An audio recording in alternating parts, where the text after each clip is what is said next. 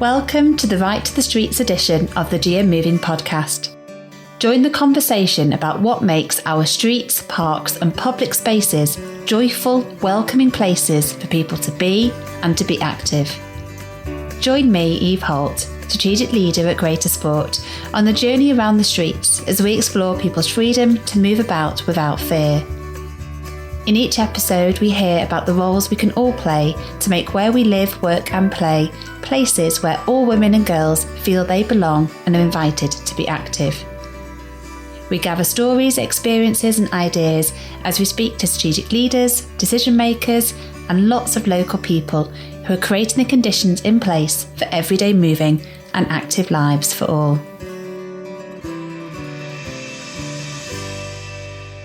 So in this, the very first episode of the Right to the Streets podcast series, we're talking about crime and the community.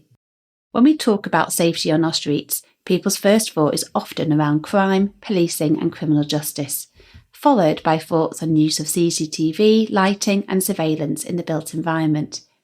So we've decided to make that the starting point for this new series as we explore what makes the difference. In this rich conversation, we talk about the importance of centering the voices and experiences of victims and survivors, the need to address male violence and tackle the root causes to include a culture of misogyny and sexism in our society.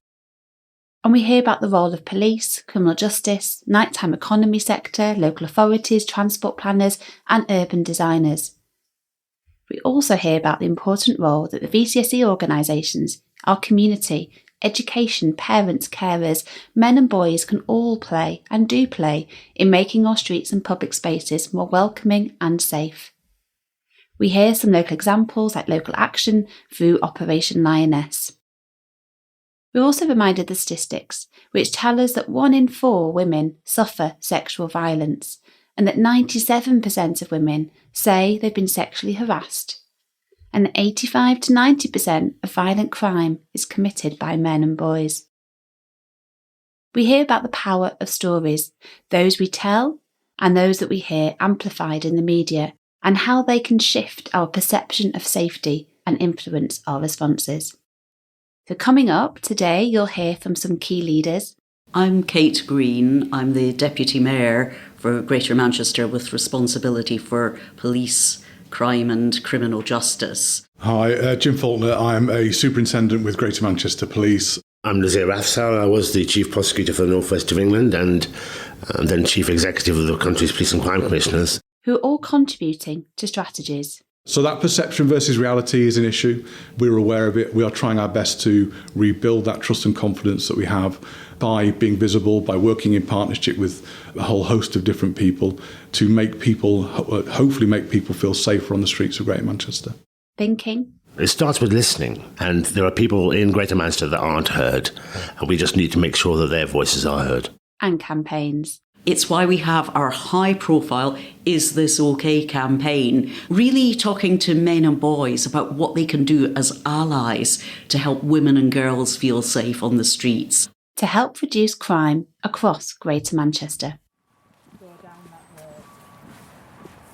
But first, let's head to North Trafford to speak to 2 local women who are delivering projects in the local community to help bring those crime statistics down and to shift perception of safety by creating more joyful environments for everyone.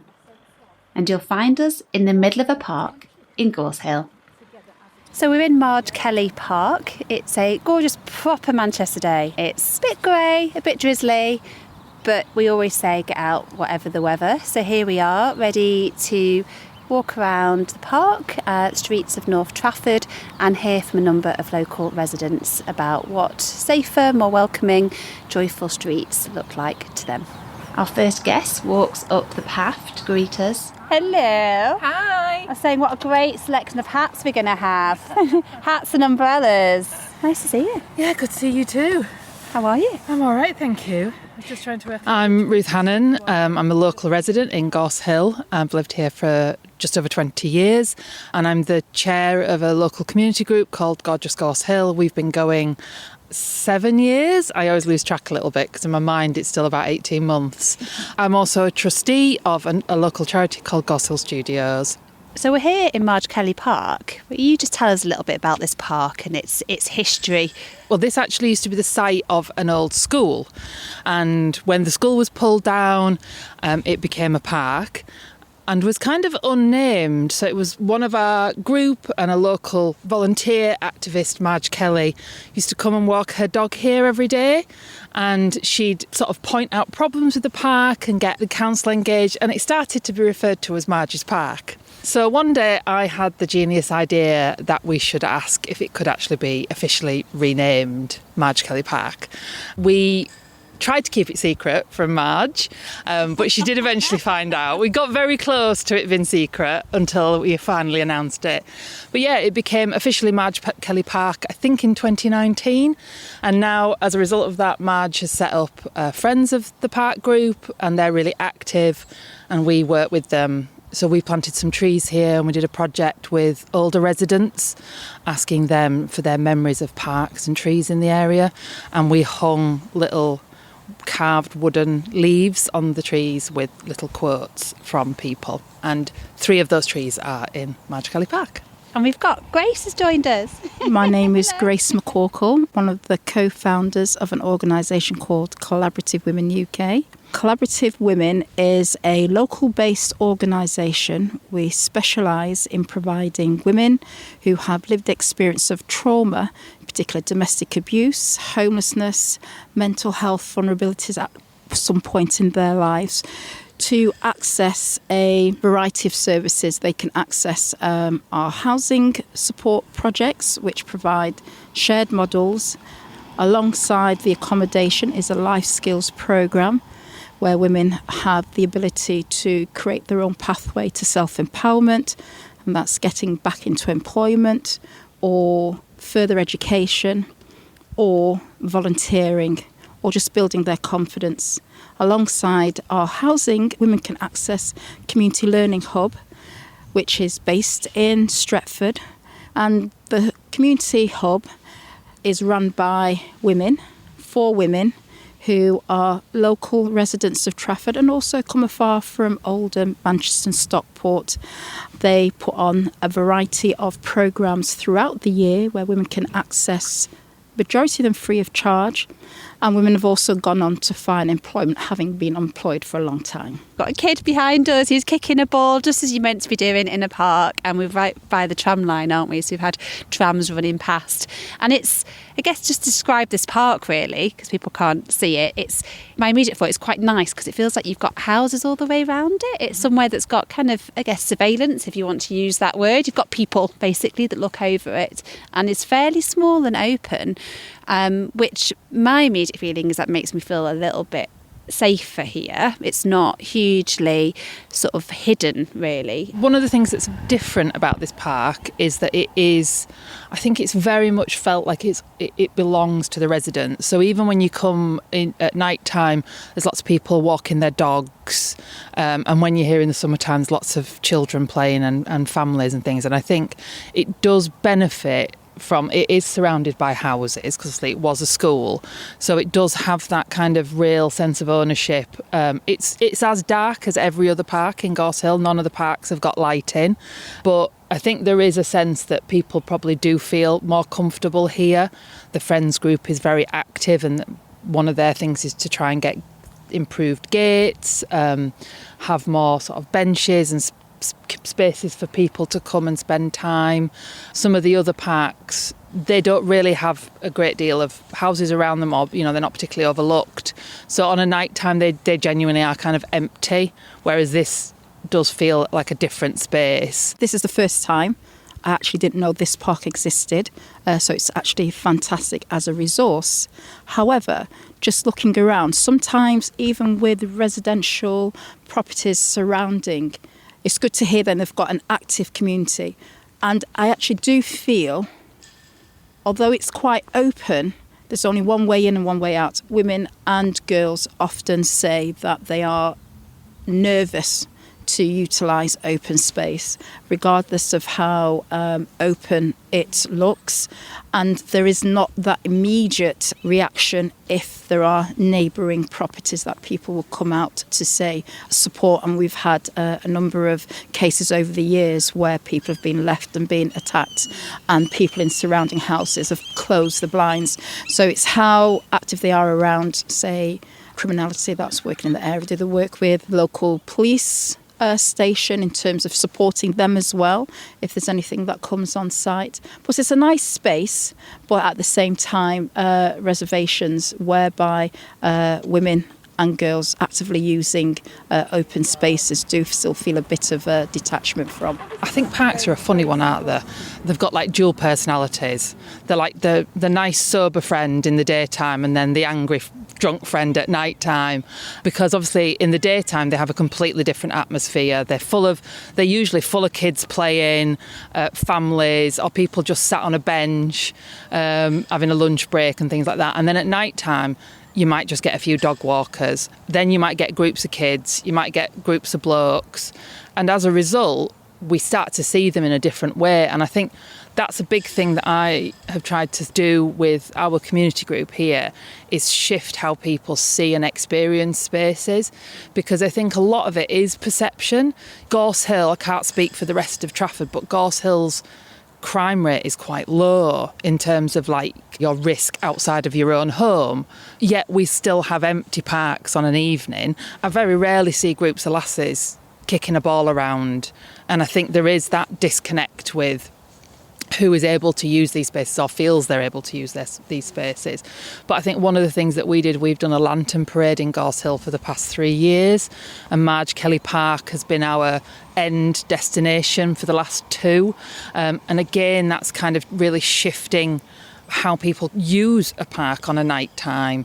They'd put lights in the trees and they'd put all lights on the railings, and it just shifted how the park felt. Again, it's not the same as having, big spotlights, which don't necessarily make you feel safe. They just make you feel kind of lit up. But having all these little twinkly fairy lights everywhere really shifted how it felt as a space in the darkness. I feel like lighting is going to come up a lot in this series. I asked Ruth about her experiences of walking through the parks in the area and her perception of danger. To get from here to my house, the quickest route is through Gorse Hill Park. And to walk around it, it's only like an extra 5 minutes, but sometimes if it's raining, you're like, I don't really want to have an extra 5 minutes in the rain. So sometimes I'll just be like, I'm going to walk through the park, because I can walk through the park, and I shouldn't not be able to walk through the park. So I march through the park, still holding my keys, still feeling a bit nervous, even though I know that there's not a particular high risk in this area. But I kind of think, I've got to do this because I'm doing it for all women. But I think there is that, how do we shift that feeling like we can't walk through the park, but my husband walked through the park without worrying. Probably the biggest risk to both of us is standing in dog muck that we can't see. But it's the perceived risk to me as opposed to him. And I think that's the thing one of the things that we've really tried to do with Gorgeous Gorse Hill is change how an area feels for people, that it feels like somewhere that is ours, feels nicer, feels safer. It's a bit like that broken window theory, if you're walking down somewhere and there's rubbish everywhere and broken windows, you think, this place is really dangerous. But if it's filled with flowers and art and softer twinkly lights in trees, you start to feel different about it. So it's got what you call a mugger, isn't it? It's a classic, so multi-use games area. And I know anyone that's kind of been tuned into the Making Space for Girls have talked a lot about muggers because, whether it's somewhere that actually works for everybody, because immediately you're enclosed and that can create a safe sense of being trapped, not feeling safe. So there's a lot of evidence now saying that if we're going to create spaces to be active like that, actually there are other ways in which you can both provide sort of protection so the balls aren't maybe flying out everywhere, or if you've got smaller kids that they're not going to risk running out onto the road, but where as a woman or a girl, someone has experienced any form of kind of trauma, you don't feel like you're potentially trapped somewhere that could create a fear. It's not just a women and girls thing. It's just a community, because just as much street crime is happening to young men as well as, so it's a different perception on both sides of the story.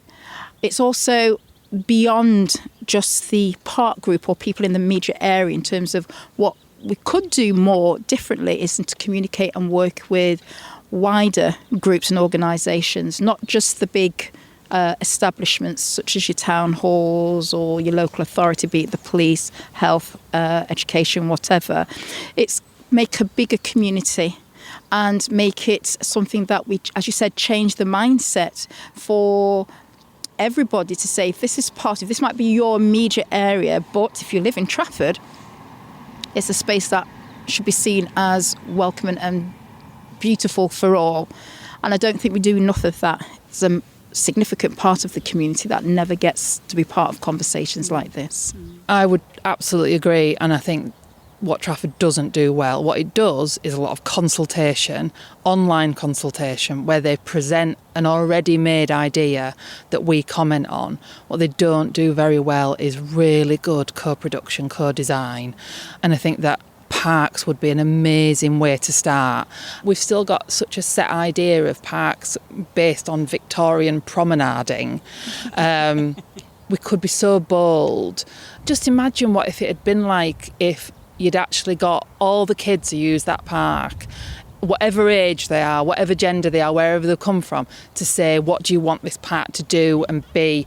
And then I think as well, that for me is another thing is, people will complain about parks getting damaged or vandalised. It's like, well, that's because you've given people no sense of ownership of them. Let them be the ones that feel like if somebody snaps a branch off a tree, they've snapped the branch off their tree, not the council's tree.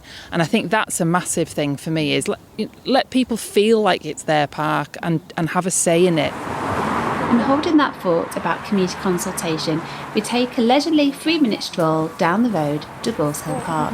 So we've crossed over busy Talbot Road and we're now in Gorse Hill Park, which you met, aren't you, by his gorgeous big gates.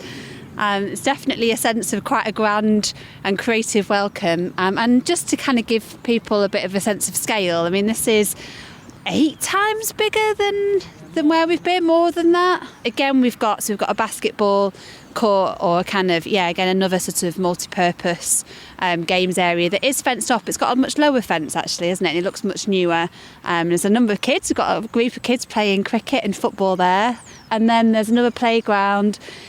It's got a bit more of a mixed use, isn't it? Again, so it looks like would suit some sort of older kids probably. Quite a lot of trees, can hear birds singing. We've got a few benches around, again, dotted about. I have to say, immediately, feels like a nice place to be. It looks kind of quite cared for and well maintained. And we're next to Stretford Sports Village as well. So immediately you've got the school. So it definitely feels quite a bit activated. There's people here. It's a bit of a strange one because it sits literally on an island between the two massive busy roads. So it actually makes it a challenge to get here easily, I would say. That's the big problem that it often faces. But it does have a lot more going on. It has had quite a bit of recent investment. And I think the big thing is in the summer it is busy with families. But again, I think probably has a similar problem that Margie's Park does, is that once you get to the light turning, that use disappears. If we had the opportunity as a community to be more included within deciding what happens to our spaces, especially if you pay council tax, it could be something that we could use. And there's a plethora of things we could do to make it truly more user-friendly and it feel like it belongs to residents of the immediate areas and people of Trafford. For Collaborative Women, we're very much around, when we do big events, is try to get things that run across the board of the whole community. Yes, our focus is on women, but they are a piece of a bigger puzzle, and a lot of the things we like to do is where women can access them to include their families, include the learning process across the generations, and be inclusive in terms of decision making. And I think it sets up a good blueprint. It is interesting, just obviously as a snapshot right now, just to see who's in the park right now, isn't it? Because it is predominantly, we've got a group of teenage lads. There's one woman, looks like over there, who's walking a dog. But otherwise, most people walking through so far have been blokes. We haven't seen many women and girls so far passing through. And obviously this is at a particular time of the day, it's during the week. But yeah, it would be interesting just to see, who does use it, and does that have a kind of particular gendered perspective? Because I guess a lot of this, we've come back to this I love your description before, Ruth, of how parks change their character at night, and that's come up over and over again. What is an amazing asset by day isn't seen as an asset in the evening, and how people that do use them in the evening often rightly or wrongly get categorised as antisocial rather than pro-social. And I think of my teenage lads and I'm like, there's nowhere for them to go, just as there's not really many places I can go in the evening. In Gorse Hill, we have endless planning permissions approved for yet another takeaway, and quite often they are the only place for young people to actually gather. Why aren't we affording them other spaces so that they can be part of, not organised fun? Because once you're a teenager, you don't actually want to be part of organised fun. Mm-hmm. And I think parks present that opportunity. And what's interesting is, the stranger danger risk, the statistics on that hasn't really changed over the years. I'm no more at risk from a stranger attacking me now than I was when I was back in Selby as a 10-year-old, but the perception is there. Whereas ironically, the thing that is now way more dangerous to me is a car. We have this narrative, especially with girls, and it's really propagated by all different avenues of it is our responsibility to keep ourselves safe. You even see it with some of the police awareness things, and I think there is something about we should be, as a community, trying to make our spaces as open, accessible and safe and welcoming to every member of our community as is feasible and humanly possible. So that is older people, disabled people, boys, girls, women, men, everybody. The big theme of this 2 different parks has been boys playing. So how do we get boys to think about sharing those spaces? I'm not saying they've got to stop playing cricket or basketball, but there's a reason why there's no girls here. They're off school as well, so where are they? It's not about, girls having to claim things, but it's about getting this message across of actually we should be thinking about how do we share these spaces together. Because I think there is something about us all collectively sort of saying, this is all of ours, how do we make sure everybody feels like it is all of ours? I think that was a big part of Gorgeous Gorse Hill, was shifting that narrative. If you've ever been to Man United, down by Man United, there's a little cluster of takeaways. And everybody, apparently, fans call Gorse Hill Red Chippy Village, and that really made me angry, as though none of us who live here have any ownership of it. So that's why I came up with Gorgeous Gorse Hill, because that was actually all right, you might not think it's gorgeous, but we're going to make it gorgeous, and actually some bits of it are gorgeous. People have said they feel more proud because of the things we've done. So I think there is something about us as a community can make little incremental things. It shouldn't always be on the people who are the excluded ones or the council or the police to kind of go, we'll sort it all out for you, because that's not going to necessarily make people feel like it's their space anymore. It's like, don't worry, we've put a load of floodlights up now, you'll be fine. It's daytime, girls still out here. It's a really brisk afternoon, so we're on the move again and walk towards the main entrance to Gorse Hill Park. So we're just at the other entrance for the park, so you can just hear Chester Road, really busy road. As you said, this is an island, and that's the other side. And it's a really grand entrance, a big kind of bricked archway. All these windows, though, are boarded up. I mean, it looks like a blank canvas, and I just wondered from the two of you, from everything we just talked about there, if we were to imagine if this entrance immediately said, you are welcome, you belong here, this is an invitation to come to play, what would that look like? What could we do? I'd like to see these buildings put back into use instead of what they are, which is kind of fairly useless really. But I think that's a big thing with this park. If you think we've got bollards that block from the road, and we've got big gates that are never fully open, and then we've got 2 bricked up gatehouses. this would present a great opportunity to really work with the local community on what that frontage could look like. I mean, personally, it needs a crossing because it's a swine to get across is that road. Bang on with the crossing. I think it's a nightmare. And I very much agree on a regular, everyday space, but who manages it? Allotments are massively expensive. They're not really attainable to many people. Could we do something that brings people together and also make resources that's sustainable for the immediate community? As well as artwork. I mean, it fits nice for artwork, but can you eat art? Can you feed the family? And that's some of the things that I also look at in terms of open space. How can they be multifaceted in terms of usage? That has to be one of my favourite quotes of the day from Grace. Can you eat art?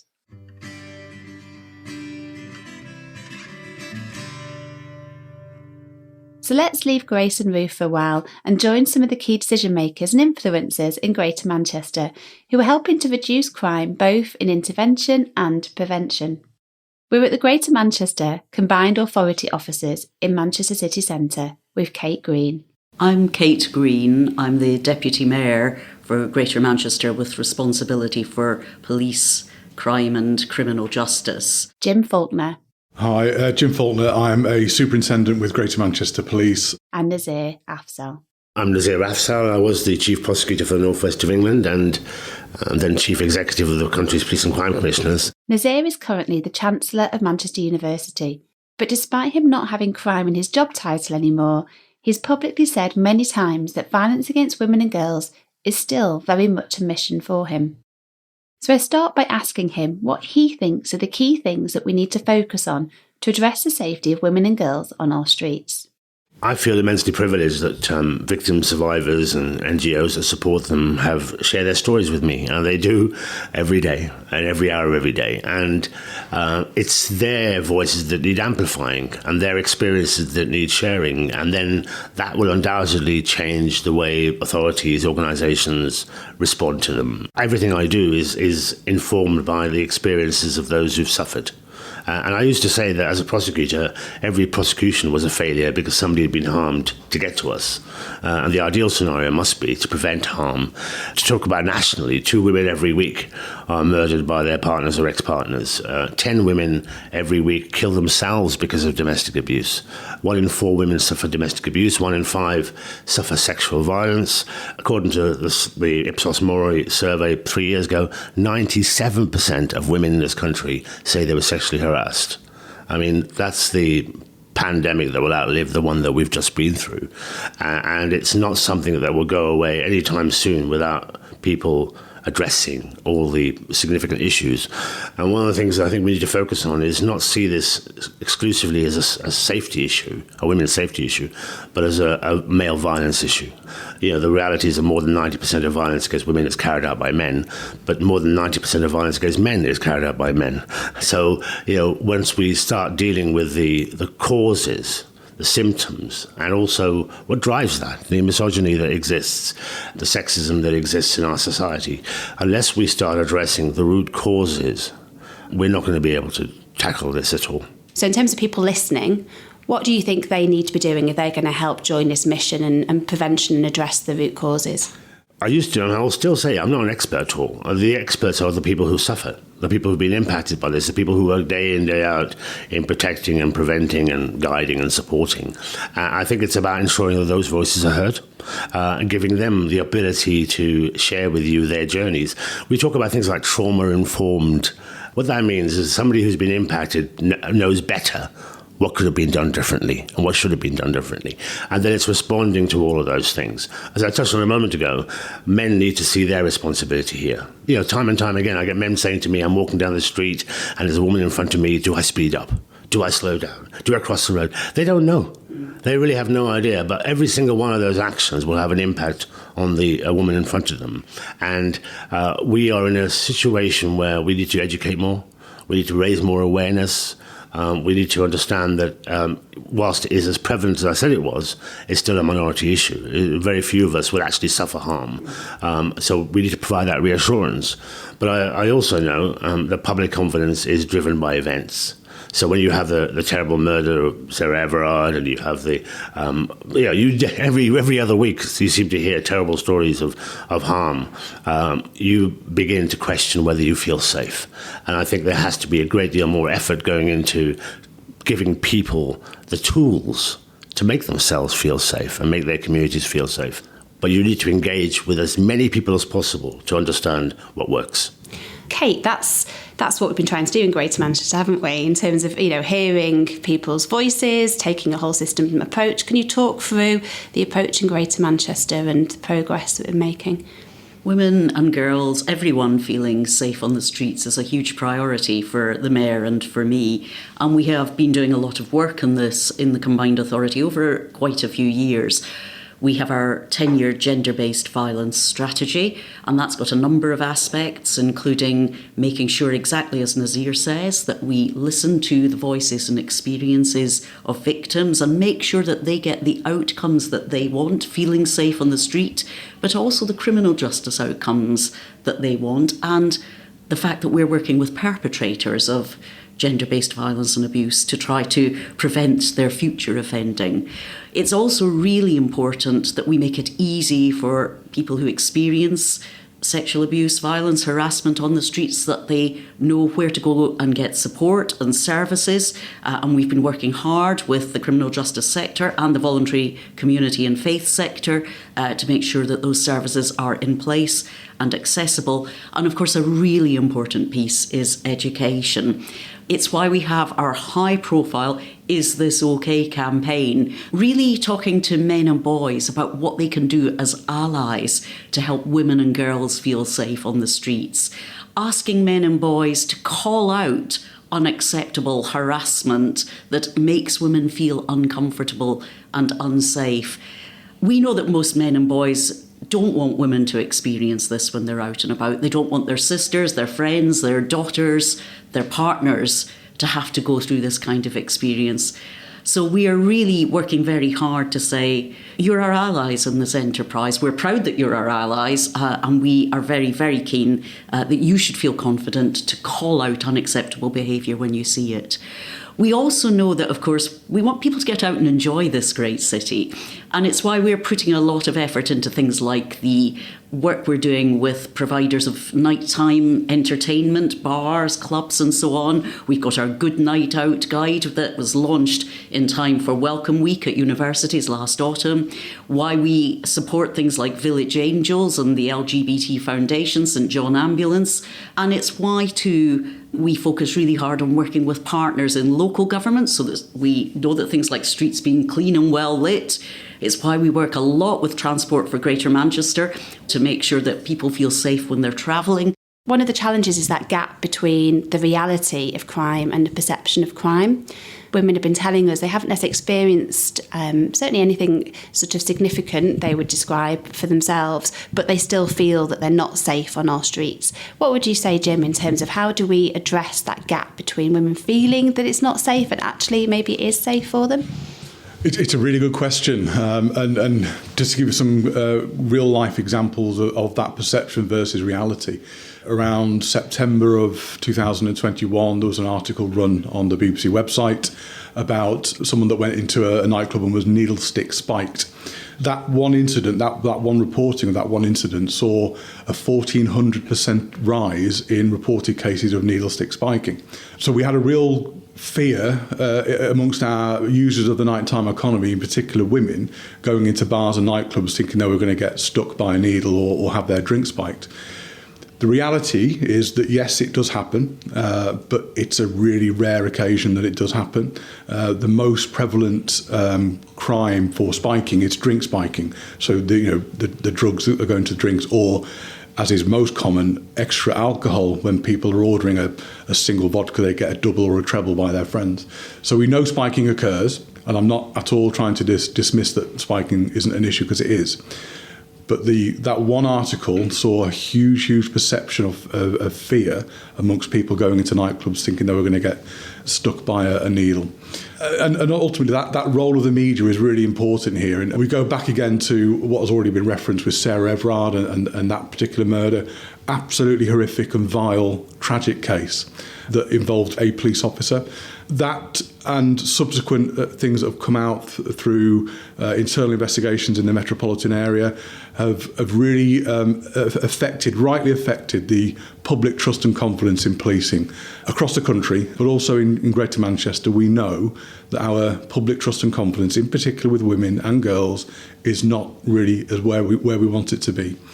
And that has a real effect on our legitimacy. Our ability to go and police the areas of Greater Manchester is deeply affected when people don't trust us. Because when people don't trust us, they don't tell us. And when they don't tell us, we can't investigate it. And we can't ultimately get a real picture of what is actually happening out there. So we know there's vast underreporting in this arena. The violence against women and girls is not reported as much as we want it to be. So we need to regain that trust. And all the initiatives that Nazir and Kate have spoken about, we are heavily involved in.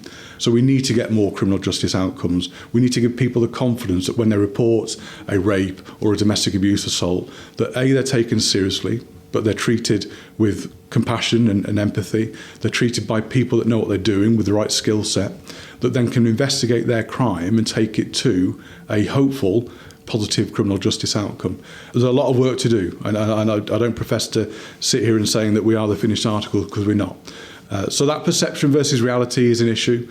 We're aware of it. We are trying our best to rebuild that trust and confidence that we have by being visible, by working in partnership with a whole host of different people to make people, hopefully make people feel safer on the streets of Greater Manchester. Often it's some of the more kind of microaggressions that women and girls experience every single day, and that highlighting that is okay. It's people thinking it's okay to wolf whistle, to make comments, experience that some of the girls at Stretford High had, for example, walking past workmen, that often don't get reported because people say that they maybe feel they won't be taken seriously, that they won't be treated seriously. How do we shift that and tackle that culture?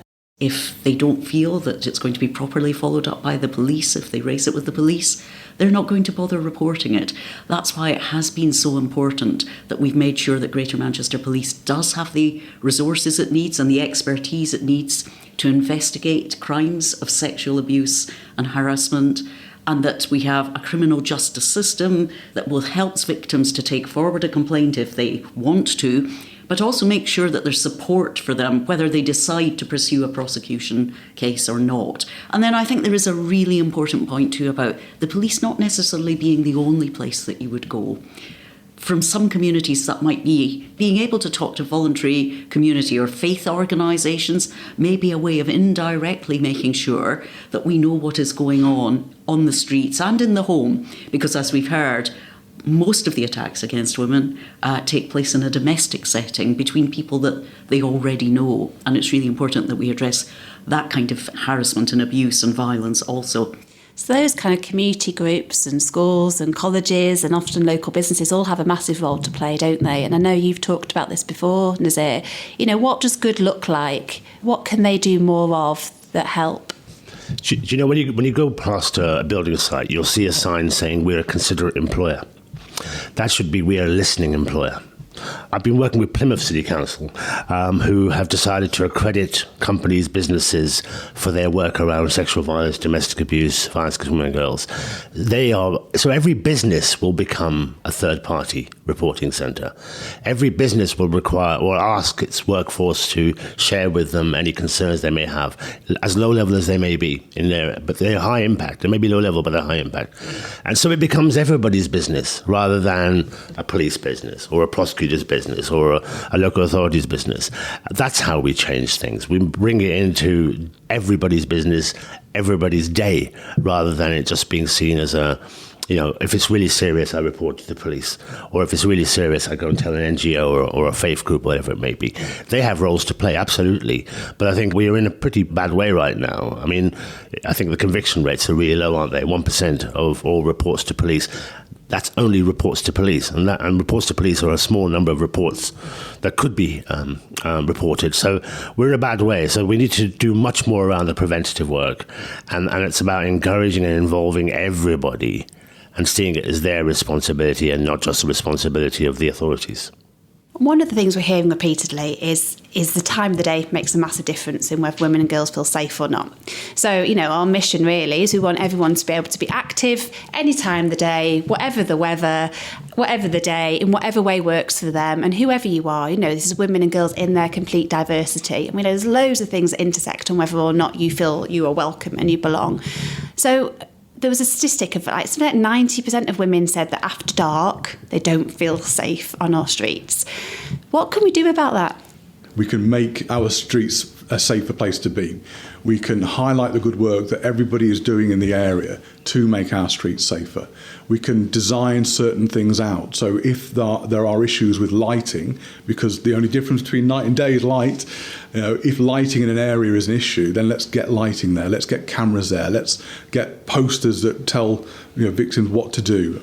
So we can make our streets feel safer by physically making them safer and advertising, promoting the good work that we're doing. The media has a really important role to play in this, and we need to promote all the really good work that we do across the partnerships to make our streets safer. Well, it was the role of men here, isn't it? I mean, if men were to say, look, this place that we're going to be in is going to be really safe for women, and the role of allyship here is really important, then women will feel safe there. You'll go somewhere where you think you're going to be safe.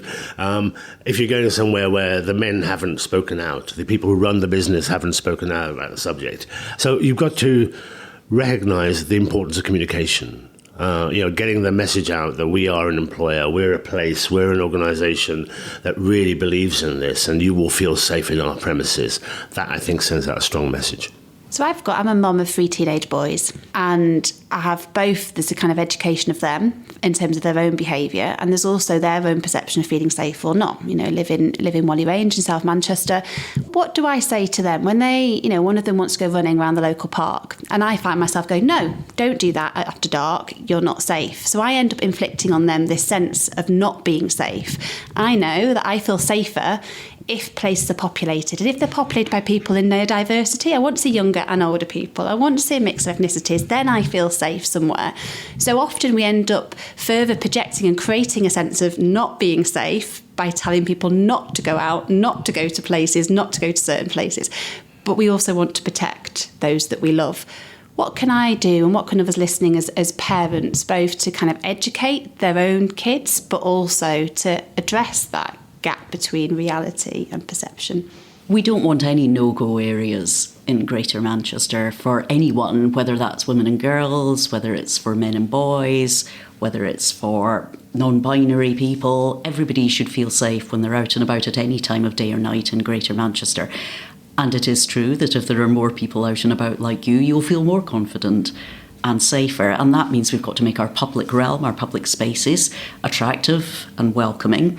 Accessibility, if it's not easy to take your buggy into the park, that's another barrier to making the most of that space, and it may mean that it's left to a small group of people who are more likely to cause or experience harassment and abuse. That's obviously going to require some investment, and that's why we try to work with local authorities to make sure that when we're investing in things that make certain parts of the community feel less safe and less appealing, our Safer Streets investment helps to support their economic investment, their regeneration strategies, the way in which they're designing out crime and working with public transport providers so that interchanges feel safe. But I think we've also got to all feel confident. We don't want to shut ourselves away. We don't want to shut our young people away. But I think it is also important that we think about keeping ourselves and our friends safe when we're out and about. And that's what we've been talking about, isn't it? It's a shared responsibility. And that's definitely our superpower, isn't it? That's what people refer to. They feel safe when they get eye contact, people smell, there's people that are familiar, and we have all that social interaction that we know, makes places feel joyful and welcoming and safe. And we can all help add to that. It starts with listening. We can have a criminal justice outcome. That's fantastic if you can get one of those successful outcomes. But actually people feel much more emboldened by the fact that somebody heard them. And there are people in Greater Manchester that aren't heard, and we just need to make sure that their voices are heard. fear breeds fear. The more we tell our young people that it's not safe to be somewhere, the more that fear is perpetuated. We see that with knife crime in particular. People are carrying knives for fear of being attacked by someone with a knife. The overarching thing for me is upstanding behaviour. The more we have our men, our boys, our role models in society calling out this behaviour, the more that will generate a positive culture amongst our men and young boys. It is a societal problem. It's not one that one single agency is going to fix. As a society, we need to tackle it and ultimately to call this behaviour out. This is a great city. It's a great city to live in, to learn in, to work in. It's a great city to visit. So if you're not from here, we'd encourage you to come and have a look at us. You'll have a great time here. But we can be even greater. We can make it a really safe, welcoming space in whatever part of the city you are, whatever you're going out to do, whether that's for work or for leisure or because you're studying or you're just out and about in the streets to take a look at the area. And we can only do that together in partnership with our partners in Greater Manchester Police, with our partners in the health service, with our partners in the education system, schools, colleges, universities, student unions, with our partners in the public transport system, Transport for Greater Manchester, the Metro, the bus companies. We can only do it in partnership with one another. The young people are a bit ahead of us on this, I think, and we should really be listening to them. A great note to end on. We've all got a role to play. It's about our collective leadership, and we can make Greater Manchester an even greater place to be. Just imagine if all of us felt that we could go out any time of the day to any place and it be joyful, places we want to hang about, to chat, to play and be active. Well, that's exactly what Ruth Hannan is working hard to achieve in Gorse Hill with her project, Gorgeous Gorse Hill. So let's rejoin Ruth and Grace from Collaborative Women on a busy Chester Road right in the heart of Old Trafford, where they've both got a rallying call to action to get us working together to create the conditions for safer streets for all. Ruth starts by showing you around one of her gorgeous Gorse Hill sites, where we huddled behind an electricity substation. Yes, so we're here on the corner of Chester Road and Avondale Road, and this is one of the spaces that Gorgeous Gorse Hill sort of took over, really. It was a grass verge with a small substation on it, and we told the council we were going to take it on. We've added planters, tyre planters, we've added art to the substation. So this is a community taken back control space. And then we've got mosaic bollards across the road, they're ours as well. And that is all about, you know, how do you turn a very drab, functional space into something that brightens people's day, really. What, that's gorgeous? That might be the word I'm looking for. And so who comes and uses this space? We as a community do with the planters. We've got a couple of other spots that have got more sort of seating options in them. So we've got one that's on the canal bridge that have got benches that is a genuine kind of pocket park. Kids really love it. We see kids playing there. I can see there's a bit of rhubarb growing over here. Back to, you know, edible art and all the rest of it. So, Ruth, so in terms of people then taking ownership of space and making places gorgeous, have you seen an impact then on local crime and social behaviour from doing that? I mean, I think the most obvious one, and I'll do air quotes around crime, is the reduction in tagging. We install art on street furniture, so like open reach boxes, bollards, roller shutters. Where we've put art, I think I could probably count maybe only 2 incidences where we've had tagging happen after the art has been installed. So I think that's a massive one, is that shift in sort of people feeling like it's something uncared for to something that is cared for.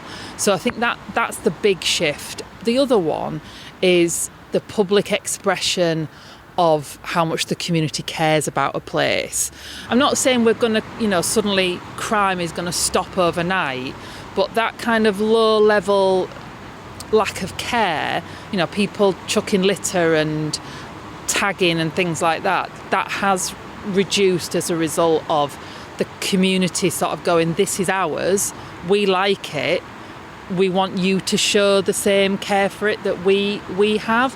And I think that's a big part of what we've seen over the past few years. Grace, what do you think needs to happen for more people, communities, groups to feel that they can take ownership of spaces and places in this way? I think individuals who've had trauma such as domestic abuse, homelessness, mental health vulnerabilities, projects like working with Gorgeous Gorse Hill and collaborations with organisations like Collaborative Women, Gorse Hill Studios and many others will be a good opportunity for them to come together. It's understanding how they feel first and foremost, creating spaces that they can feel that trust, build up a camaraderie and be a place of peer support with one another. Then be in a mind of collective thinking in order to effect change. I feel from this operation today, it's putting an ask to our local politicians in terms of if we, together as two organisations and others, can come together to do some form of proposal, what can they do to come round the table, and that be a conversation led by those who are most at risk or have suffered and experienced harm against their persons in the past, and effectively change how our public space looks like. It's having people who very rarely get spoken to, having the opportunities to say what their lived experience is within a certain subject matter, and given their perspective in how it can be made different. And that also be an ask, a political ask to leaders to come to the table to meet them. If you're dealing with women who've been sexually assaulted on the street, it's going to be different from an individual who's experienced trauma within the home. If you're dealing with young girls, it's going to be different from young men who have been involved or been a victim of crime. And also, again, people with disabilities. So it's for us as a unit to come together, create an opportunity for people to have a conversation. And I think as an ask from ourselves, I think that's something we're going to look at and discuss. What can we look at in terms of effecting change and walk the talk? I think that's the main thing. Obviously this project, Right to the Streets, and a real focus on how we enable women and girls to be active, physically active. But what I'm hearing here is just a key invite to kind of active listening from everybody, playing an active role as local resident citizens and thinking like, actually, can you help take ownership of local space? And then how partners, are active in their invitation to people to participate and to play a role. So thank you very much. Thanks both of you for your time and for everything you're doing. It's brilliant. What a great conversation. It's clear from that discussion that whilst policing, reporting and street surveillance have an important role to play, they by no means provide a silver bullet. If we want our streets to feel welcoming and joyful for all, a wider lens is needed to include and build on the actions we take in our schools, community groups and own homes. As active citizens and neighbours, we all have a role to play. As this podcast is just the start of the conversation, we'd love to hear from you. Tell us what's working in your area when it comes to reducing crime on the streets and making places more gorgeous. Is it a local initiative? Perhaps you too have a community garden project that's helping reduce antisocial behaviour and increase pro-social interaction. Whatever it is, let us know and we'll share your thoughts on future episodes of this podcast. We've got a few ways you can get in touch. You can tell us on social media on Facebook and Twitter, search Geo Moving or Greater Sport. You can also leave us a voicemail. You can find the link in the episode show notes and on our Geo Moving website. Search Right to the Streets podcast. A big thanks to everyone who has contributed to this episode. We'll be releasing more episodes throughout the next few months, so keep an eye on our social media pages for when the next one will be released. Or simply hit follow or subscribe on whatever podcast player you're listening to right now. This means the latest episode will go straight into your library as soon as it's released. This Right to the Streets series, the Geo Moving podcast, is one element of the Right to Streets project, led by Greater Sport, Trafford Council, Open Data Manchester and other Geo Moving partners. Thanks to funding from the Home Office for Safer Streets. This series is a Mike Media production.